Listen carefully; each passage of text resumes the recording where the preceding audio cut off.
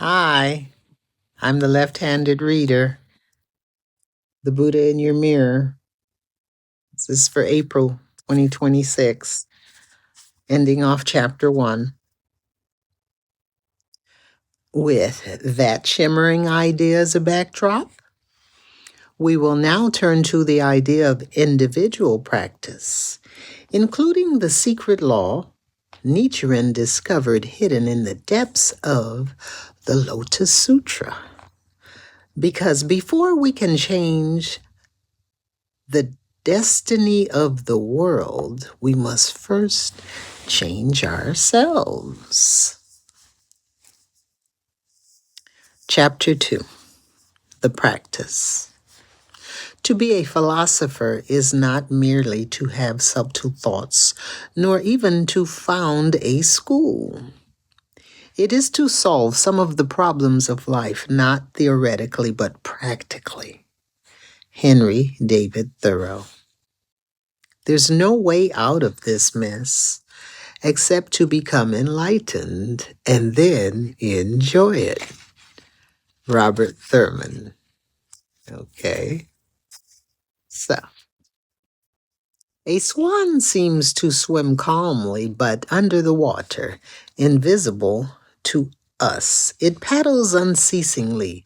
Similarly, the Buddhist has a vigorous daily practice that, while not effortless, smooths the way for things to go right in life.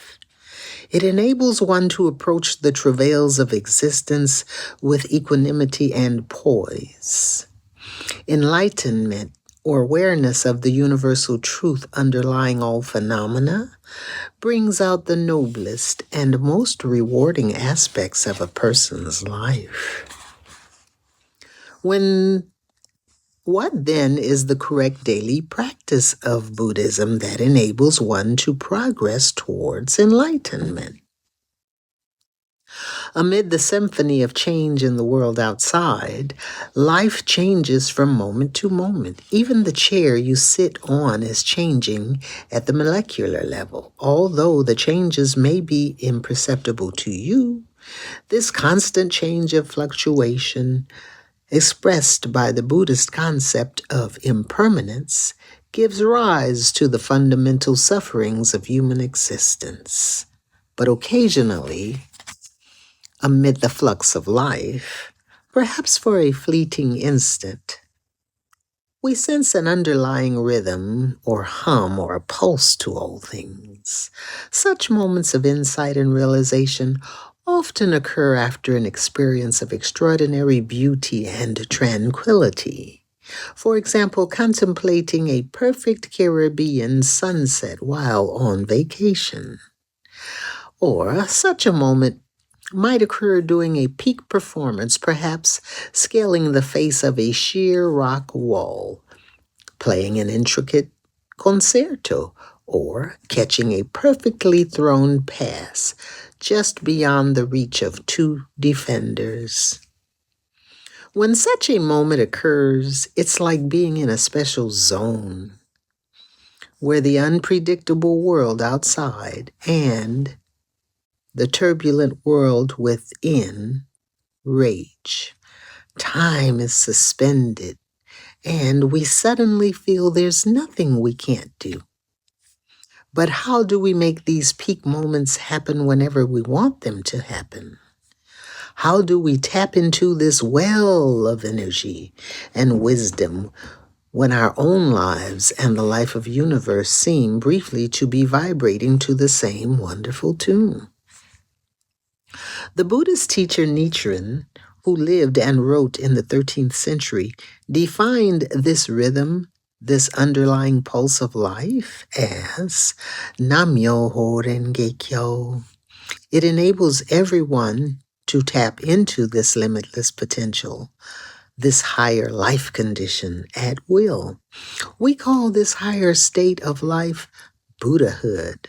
In the writings of Nichiren, enlightenment is not a finite destination, a near impossible goal to be pursued lifetime after lifetime in an endless drama borrowed by Sisyphus. Rather, it is an immanent quality present at all times in all life, waiting to be awakened at any given moment. According to this Buddhist teaching, each of us possesses the potential for happiness. Within us is the ability to live with courage, to show compassion for others, and to face and surmount our deepest problems. To live this sort of winning life, the individual must undergo an inner transformation. This process involves a transformation of our very character, an individual human revolution. Consider the following scenario. Perhaps you feel unappreciated at work. Maybe your boss is belligerent or ignores you. After a while, you develop a chip on your shoulder. Though you may be an expert at hiding negativity, every once in a while it rears its ugly head. Perhaps your coworkers or boss perceive you in turn as not being entirely committed to your job, or perhaps they sense that you have had a bad attitude.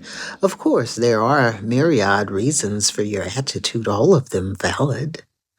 But whatever the reasons, you miss opportunities for advancement because of the poor relationship. This is a common scenario in today's working environment. But suppose you start coming to work with a new attitude that is not just a mental adjustment, but an outlook bolstered by a deep sense of vitality, confidence, and compassion. Your compassion leads you to have empathy for your boss's situation. Armed with understanding, you treat your boss differently, offering support and finding yourself less and less discouraged by any negativity he or she may display toward you. Your boss begins to see you in a different light, in a new light. Opportunities present themselves. This is obviously a very simple example and seemingly simple to do. But to live this way every day requires a basic change of heart. Once the change is made, like a never-ending domino effect, we can have a continual positive impact on the people around us. The catalyst for experiencing this inner revolution is the practice of Buddhism as taught by Nichiren, who stated that one can achieve these results and much more simply by chanting Nam-myoho Renge Kyo.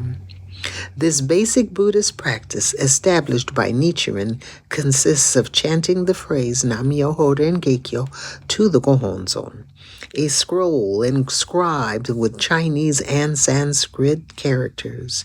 It is not necessary to have a Gohonzon to begin practicing Buddhism, but millions of people do. More about this later. One chants Nam-myoho Renge Kyo to achieve enlightenment, of course, but it can also be chanted with the intention of gaining happiness, personal wealth, to improve your health, or more temporal goals like solving the professional impasse described above. In fact, you can chant for whatever you want. You can chant for a better job or to succeed at the one you're in. You can even chant to find a career if you do not have one. You can chant to find a mate, or you can chant to get along better with the significant other you already have. You can also chant to stave off depression. You can chant to overturn feelings of despair. In fact, most Buddhists chant on a daily basis for a number of things, from improving their own character to having a more peaceful environment. But in each instance, the Buddhist prayer is ultimately directed at revealing the practitioner's inherent Buddhahood, the highest state of life. How did Nichiren come upon this concrete and efficient formula for achieving life's dreams?